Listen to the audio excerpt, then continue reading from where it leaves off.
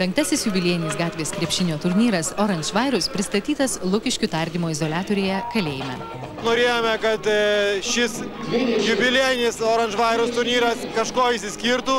Antra, norėjom suteikti galimybę visiems žaidėjams, kurio širdyse yra aistra krepšiniui, pasireikšti. Ir ta aistra neturi apribojimų, dėl to jai neegzistuoja net Lukiškių sienos. Gatvės krepšinio turnyro Orange Virus atidarymą pradėjo krepšinio virtuozų komanda Orange Virus Slam Jam. Jie demonstravo įspūdingus triukus su kamuoliu.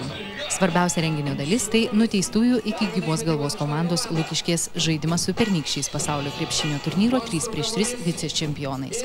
Po atidarymo turnyras tęs tradicijas ir kas šeštadienį keliaus visi kitą didįjį šalies miestą Klaipėdą, Panevėžį, Kauną, Vilnių. Šiemet prie žaidimo prisijungs neįgalieji rungtyniausiantys Kaune vyksiančiose varžybose. Kaip ir kiekvienais metais žaidėjus visose miestuose vienys išskirianti krepšinio apranga. Visi turnyro dalyviai vilkės funkcionaliais gatvės krepšinių žaisti pritaikytais marškinėliais iš naujos krepšinio aprangos kolekcijos Orange Virus. Orange Virus turnyro dalyviais gali tapti visi krepšinio mėgėjus registravę Vilniaus, Kauno, Klaipėdos ir Panevėžio firminėse Audimas sportui parduotuvėse.